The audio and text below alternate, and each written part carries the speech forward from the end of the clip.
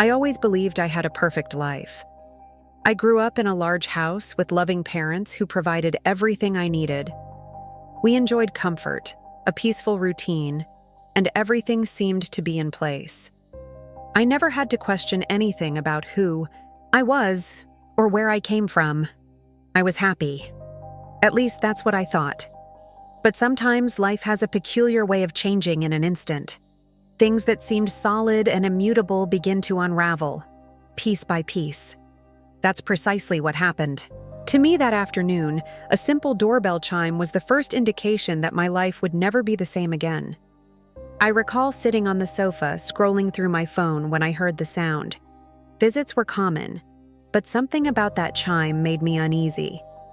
Without much thought, I rose and went to the front gate.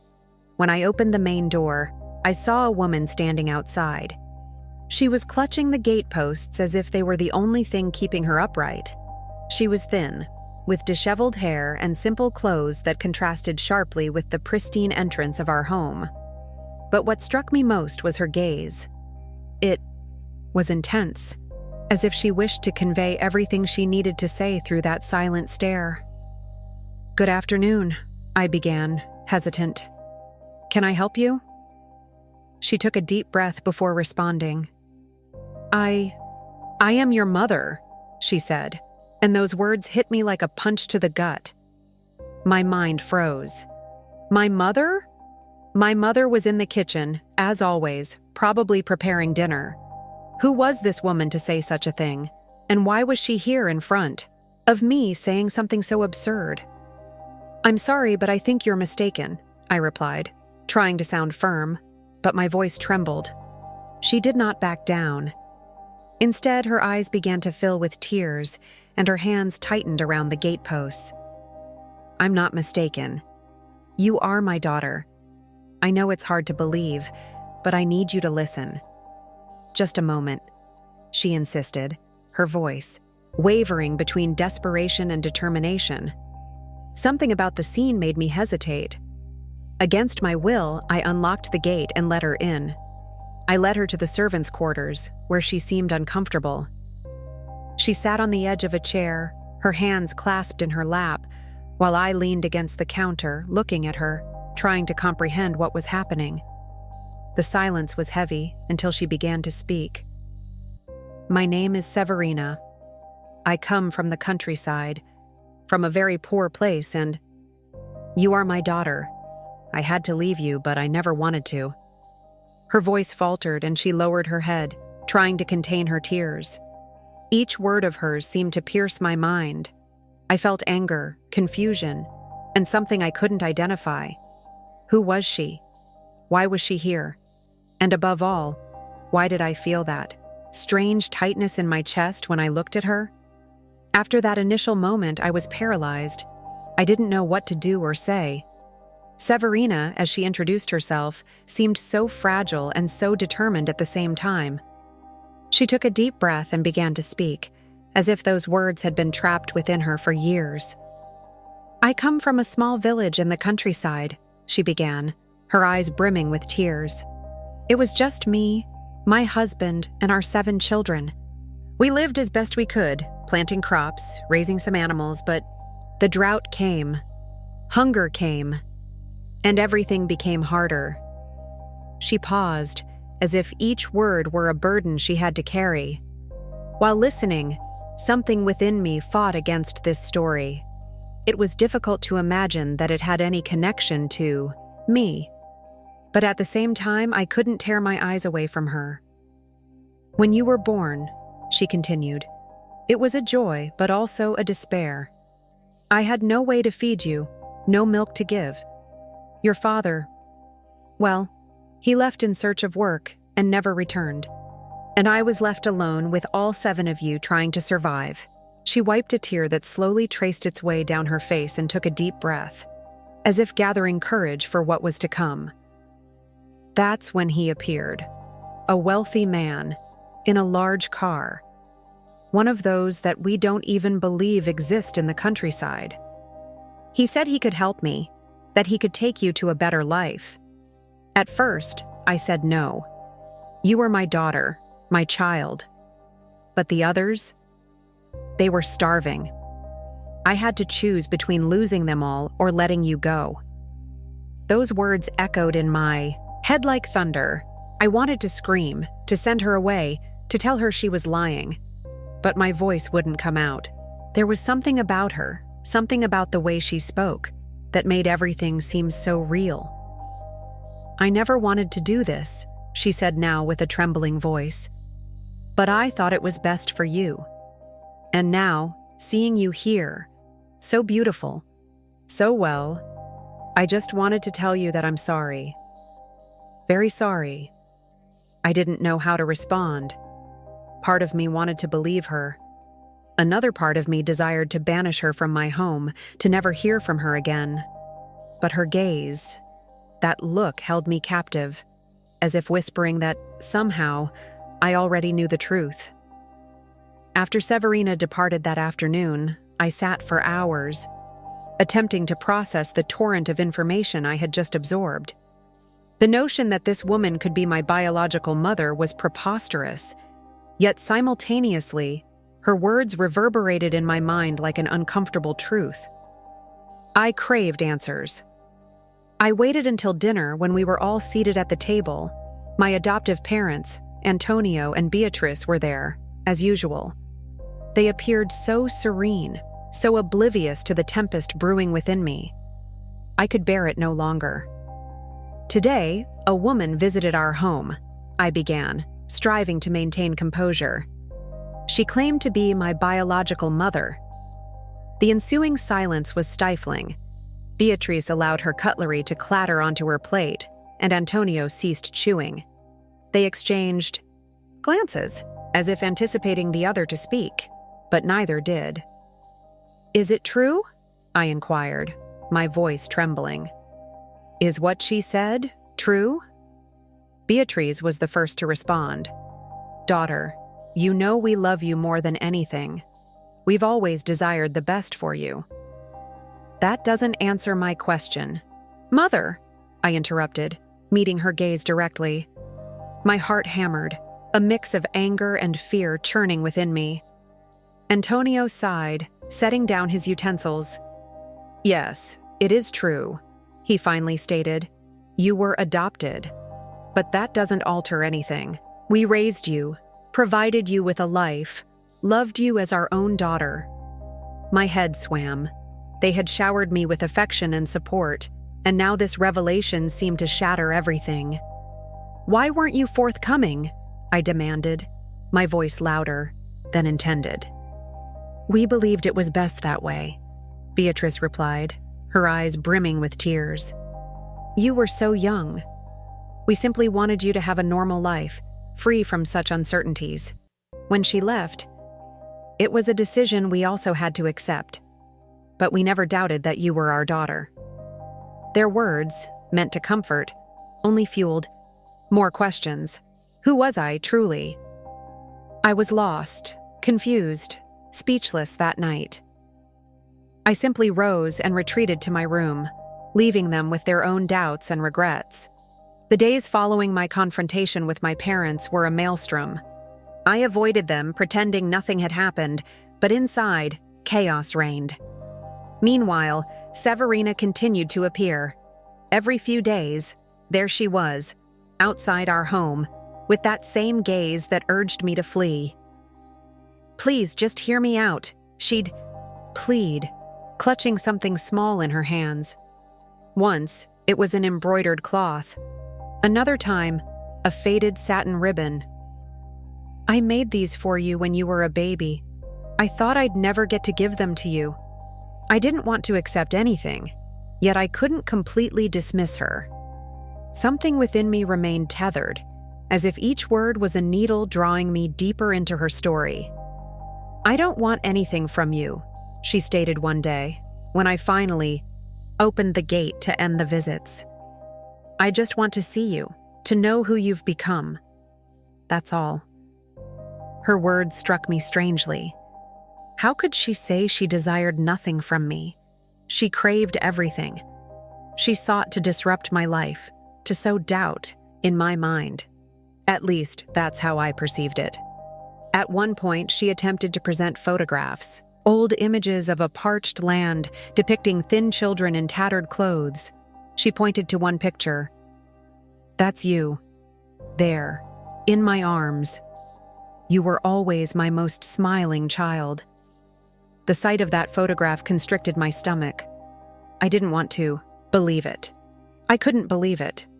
But simultaneously, that part of the story clung to me, something I couldn't ignore. I told her to stop appearing, but deep down, I knew she wouldn't. Not while she felt she had something to impart. She was persistent, and I was becoming increasingly apprehensive that perhaps she was correct. Over time, Severina's constant presence began to consume me.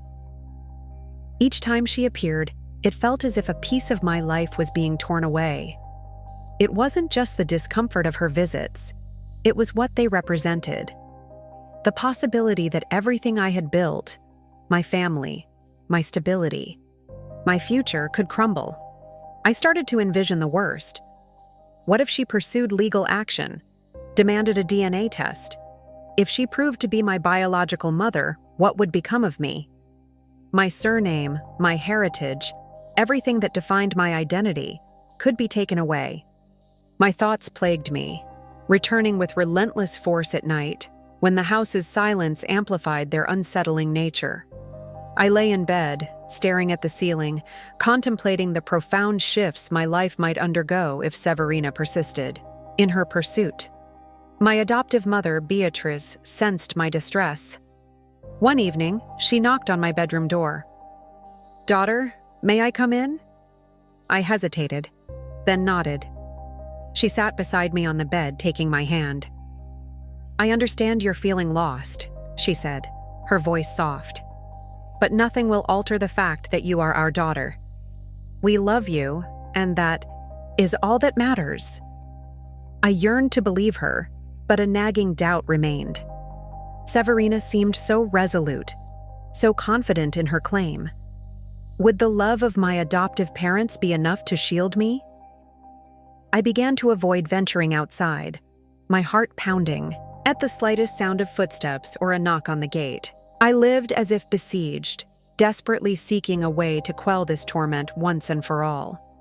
Amidst my despair, I heard whispers of Maria das Graças, or Gracinha, as everyone called her. A renowned local healer, her reputation extended beyond conventional remedies. Some claimed she dealt with more serious matters, warding off adversaries and resolving seemingly intractable problems.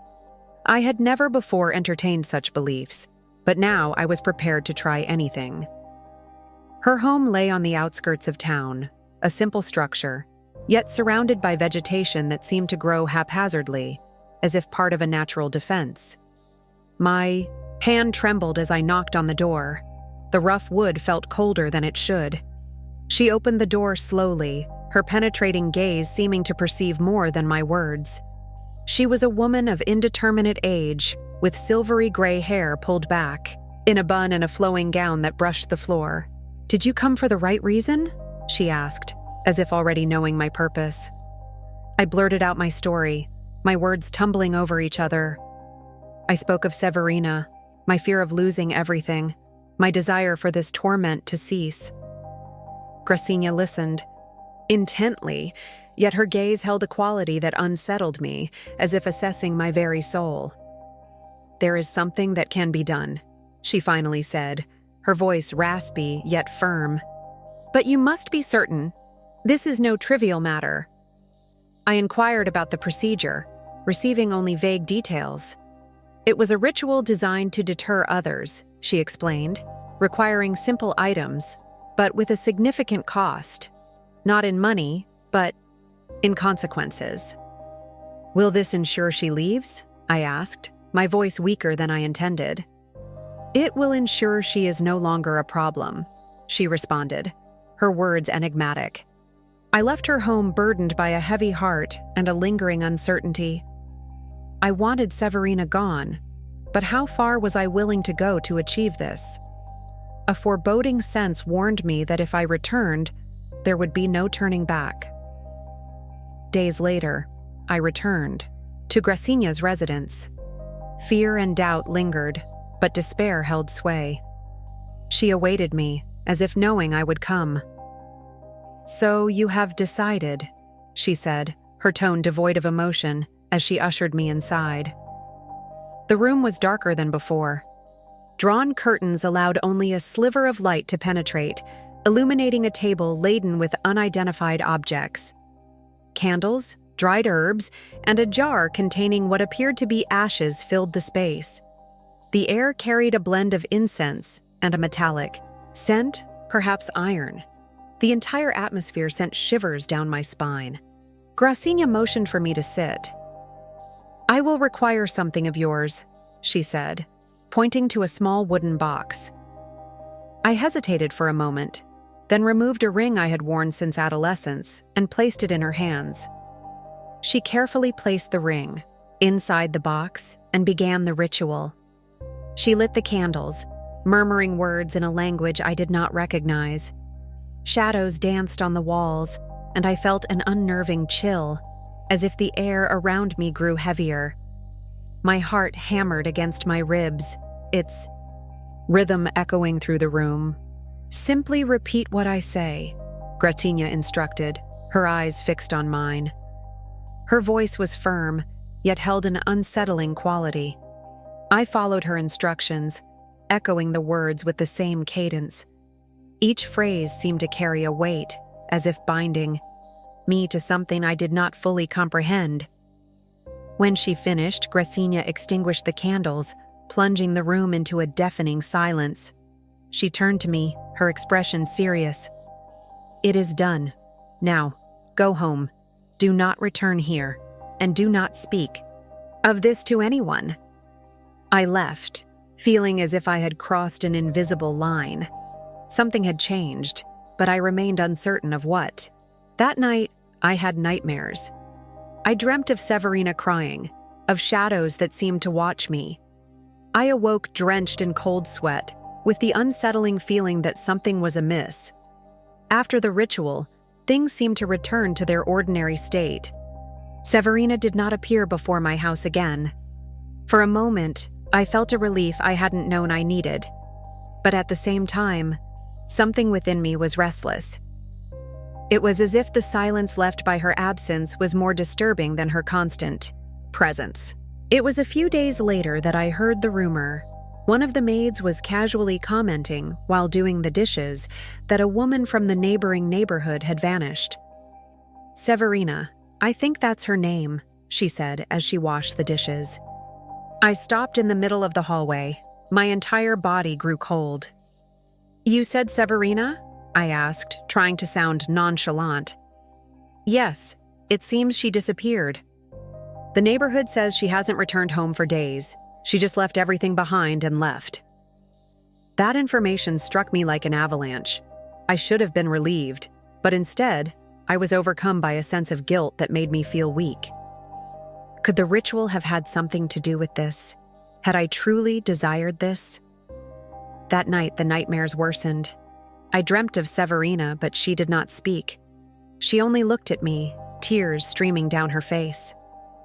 I woke up sweating, with the sensation that I was not alone. The room was dark, but it felt as if something was watching me. Over the days, I tried to push these thoughts away, to convince myself that Severina's disappearance was a coincidence. Perhaps she had decided to leave. Perhaps she had realized that I would never accept her. But deep down, I knew I was deceiving myself. The rumors persisted, but no one knew exactly what had happened. Some said she had returned to the countryside. Others thought something bad had befallen her. And I just wanted to forget. But how could I forget something that seemed to follow me at every step? That night, I dreamt of Severina again.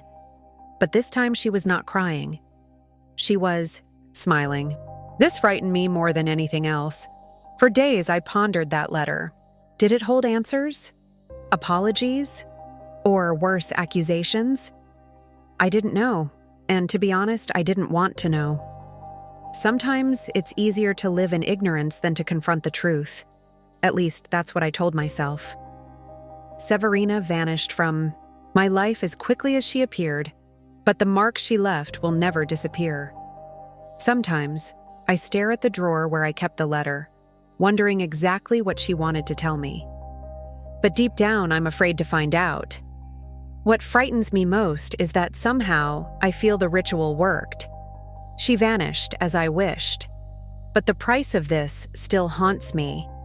I don't know if what I did was right or wrong, but every night, when I close my eyes, I still see her face in my dreams. Sometimes crying, other times smiling. I wonder if her smile is because she forgave me or because she achieved what she wanted, to leave a part of herself with me forever. This idea is what torments me most. Ultimately, who am I now? Severina said I was her mother, that I was her daughter, but I ask myself, would a true mother do what she did? And did I do something very different by pushing her away from me? So cruelly? I try to convince myself that my life has returned to normal. My adoptive parents continue to treat me with the same love as always, and I continue with my routine. But sometimes, in the silence of the night, I feel as if something is watching me, as if the evil I invoked has never truly gone away. And perhaps that's exactly it. Perhaps evil never goes away. It just lurks, waiting for the right moment to return. And remember, evil never stays away. It always finds its way back.